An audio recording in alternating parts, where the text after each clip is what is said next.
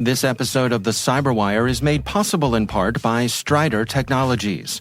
Strider is the first strategic intelligence tool built to help companies, government agencies, and research institutions protect their innovation and compete in a new era of global strategic competition.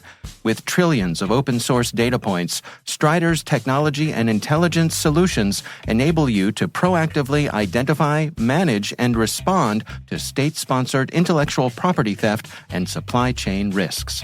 Learn how to secure your technology talent and supply chains at striderintel.com.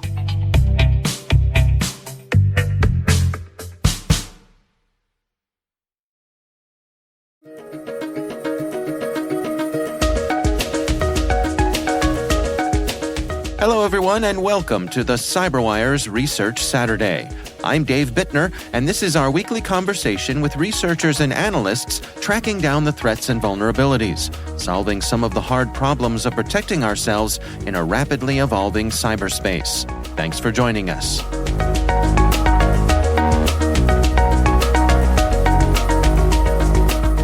So in the past year, I've been investigating and tracking this financially motivated cybercrime operation that's based in Vietnam. That's Mohammed Kazem Hassad Najad from WithSecure's intelligence unit. The research we're discussing today is titled DUCKTAIL Returns, Underneath the Ruffled Feathers.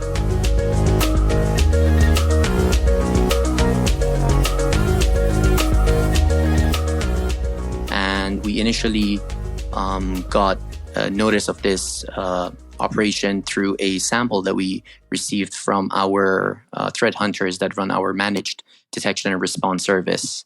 Well, let's go through it together here. From a high level, who are these people targeting?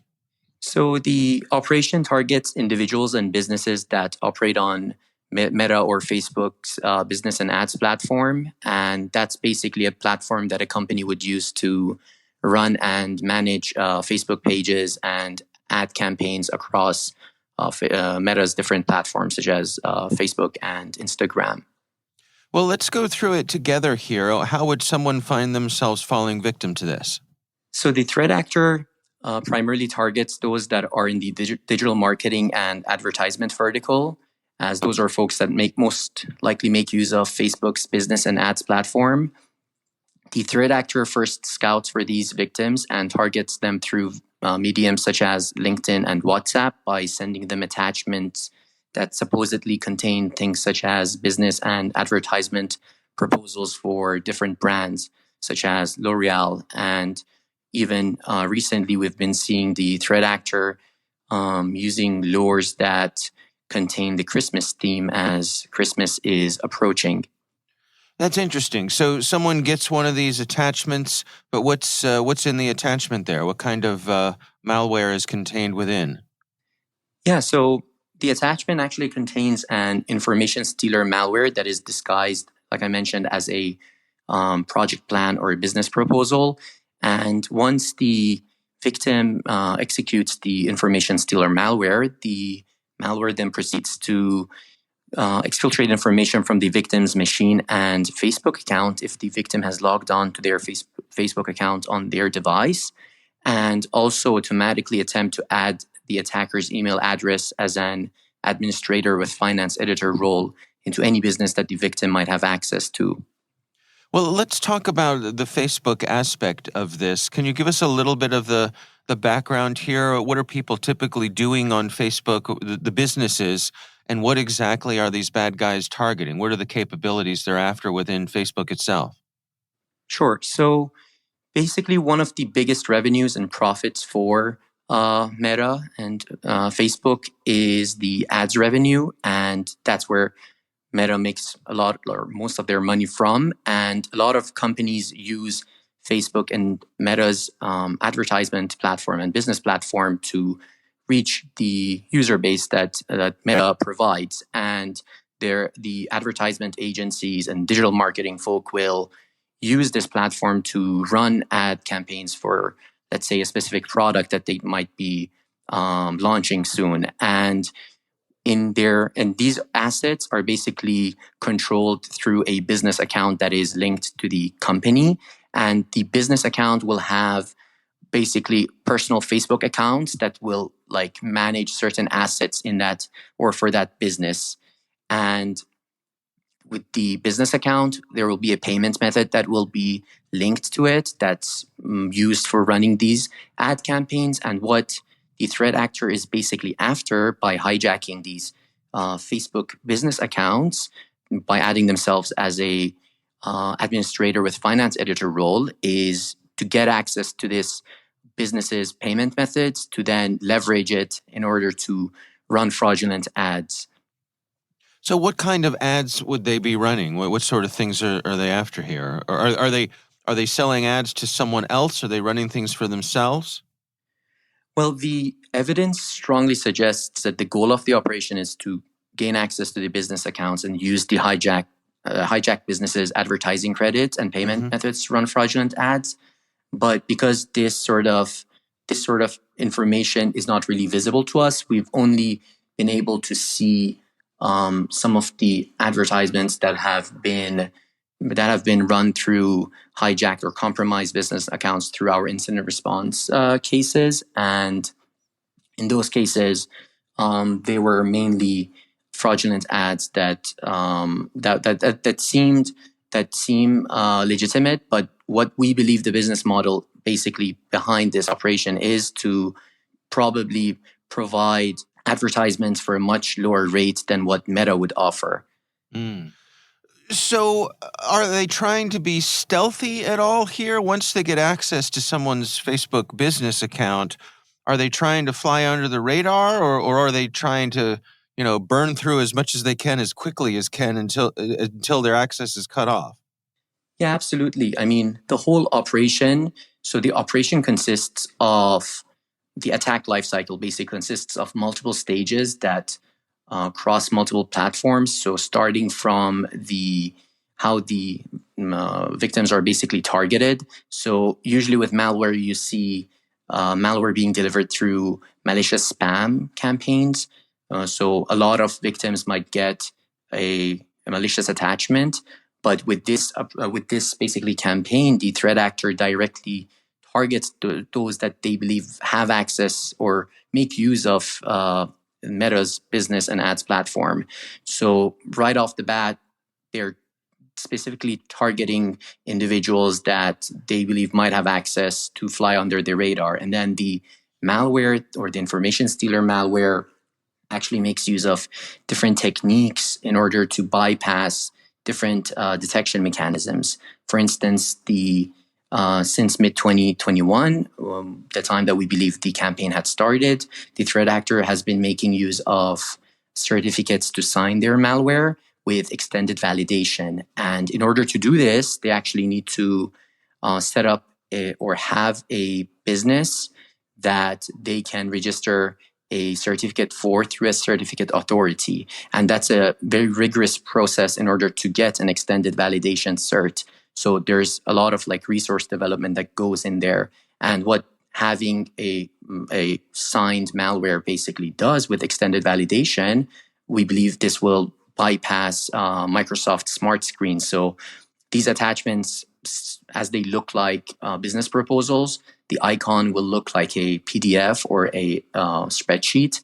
And obviously, if you double click on it, as it's an executable, if it's an unknown or unverified sample, then the smart screen would prompt, and that would tell the victim that would raise suspicion that this is probably not a PDF file because it's saying that it wants to execute something. Then in order to bypass this, they're making use of the extended validation certificate. And in the latest variants, we've seen them also launch dummy files to make it look like a legitimate. For example, if it looks like a spreadsheet, it will actually launch a dummy spreadsheet file just to make it look like it's actually legitimate. And then once they manage to get access to the Facebook business account, that point onwards, there's two ways actually. Like they can do it through a hands-on attack, because not all victims might have a high-level access to the business account to add the threat actor's email address as an administrator. So they will rely on a hands-on approach where they will impersonate the victim to achieve their post-compromise activities.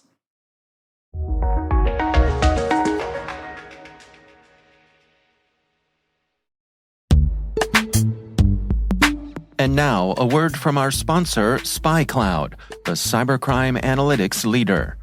SpyCloud disrupts cybercrime by telling you what criminals know about your business and your customers, so you can take action to prevent ransomware, account takeover, and online fraud. SpyCloud constantly recaptures and analyzes new data from the criminal underground, including credentials, cookies, and PII siphoned from malware-infected devices. With knowledge of the specific data criminals have in hand from InfoStealer malware on managed and unmanaged devices, security teams can respond with a more efficient and effective process called post-infection remediation. Get SpyCloud's post-infection remediation guide outlining the 7 steps for preventing a malware infection from becoming a full-blown ransomware incident. Visit spycloud.com/cyberwire.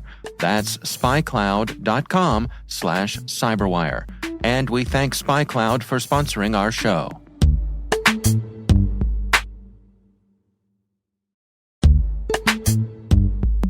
This episode of the Cyberwire is made possible in part by CrowdSec.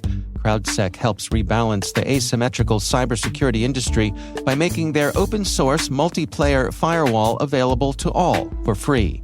Once threats are identified, all users are notified to ensure everyone's protection. No matter what your business size, CrowdSec offers adaptive response to credential stuffing, port scans, password brute forcing, and much more.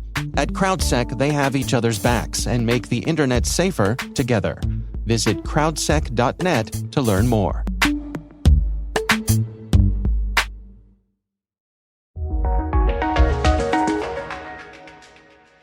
Well, let's go through some of the actual capabilities of the malware. In your research, you list what it's capable of here. Can we go through that together? Sure, absolutely.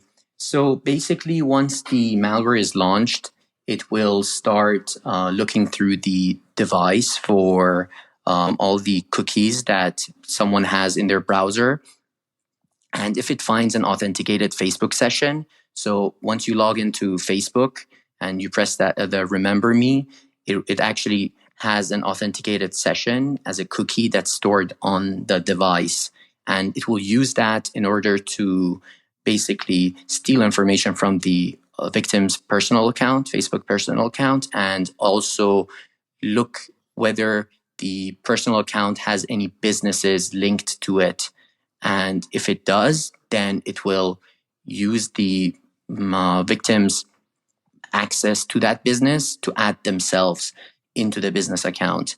And whether or not it's successful, it exfiltrates all the information that it steals from the victim's machine, including all the browser cookies and the personal account information and business account information, and exfiltrates all of this to the threat actor's command and control channel, which since late 2021 has been Telegram. Yeah, that's an interesting aspect on its own there, right? That they're using Telegram for CNC? Yeah, absolutely. Actually, the threat actor had initially set up their own infrastructure and had their own domains linked to the operation. But then in late 2021, we actually saw the shift to using Telegram. And this, first of all, leaves a lot less fingerprints because they no longer have an infrastructure that they need to manage and that gets linked to the operation. And obviously, Telegram makes it easy through their API to set up a command and control server where you can directly communicate. You can send commands and then receive information as like an archive file. So it makes it quite easy to manage basically for the threat actor. So, but the downside of that is that we can actually observe and monitor and track the activity that we see in the command and control channel because they have to provide an API key that the malware will use in order to communicate with the command and control channel in the first place. Yeah, that's interesting. So what are your recommendations then for people to best protect themselves against this? It's quite lucrative and difficult to actually protect against these sort of attacks. And there's no single solution because the attack lifecycle spans across multiple platforms. So first off, in order to avoid the spear phishing attempts, it's vital to raise awareness on these form of spear phishing attacks among users that have access to Facebook or Meta business accounts. And as the malware utilizes an information stealer malware that's designed for Windows machines, it's vital for victims to run either EDR or EPP solutions to prevent and detect the malware in the earlier stages of the attack life cycle. And obviously, it's also vital to for a victim or for a user to have basic hygiene and protection in place on their personal and managed devices. And that's something that's quite that makes this quite difficult to protect against, because for Facebook business accounts, basically a victim actually has their personal account associated to it. So they're going to have logged on to their personal accounts from both personal devices and managed devices. And that means that they need to basically have basic hygiene in place and protection in place across all different devices that they might log into their Facebook account through. And lastly, on the Facebook's platform itself, it's important to follow Meta's recommended security practices. I would imagine too that a lot of Facebook business users, you'll have multiple people who have access to that business account, and because there may be multiple people, that may make it harder to know if there's someone there who doesn't belong. Yeah, absolutely, and this is one of the difficulties with these sort of attacks. But I believe that there are notifications, for example, that are sent out, and there are some security features in place on Meta's platform, and that's why it's recommended to follow what Meta recommends on their platform to avoid this sort of compromises from taking place on the platform itself. But like I mentioned, there are also basically things that someone can do before that to prevent this sort of attacks. And that comes from protecting their devices and following basic hygiene, as well as ensuring that they're aware of these form of attacks so they don't click or download a suspicious or malicious attachment in the first place. You pointed out that the evidence indicates that this is a Vietnamese threat actor. Are they going after anyone in particular? Is there a geographic area that they're targeting, or are they just general opportunists?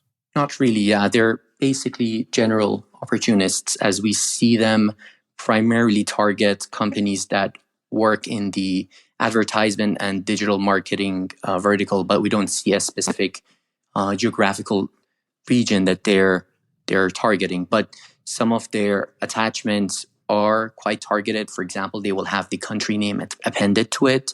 So that means that the threat actor is well aware of their victims before targeting them, where they're located and what their role is. And they use these in order to craft the malware name and whatnot to make it look more innocent, basically, to the victim.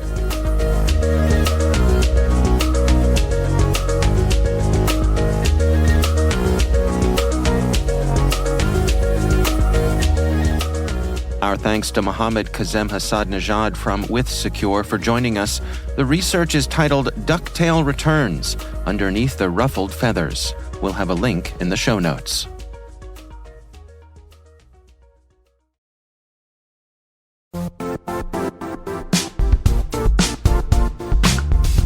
Arm your team with the latest news and trends in the evolving cybersecurity landscape with CyberWire Pro Enterprise.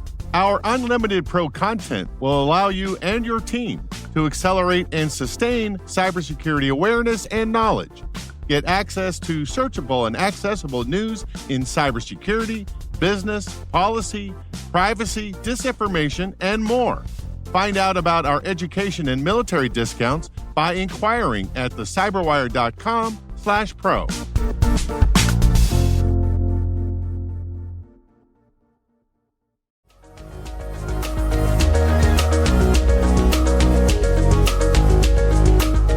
The CyberWire's Research Saturday podcast is a production of N2K Networks, proudly produced in Maryland out of the startup studios of Data Tribe, where they're co-building the next generation of cybersecurity teams and technologies.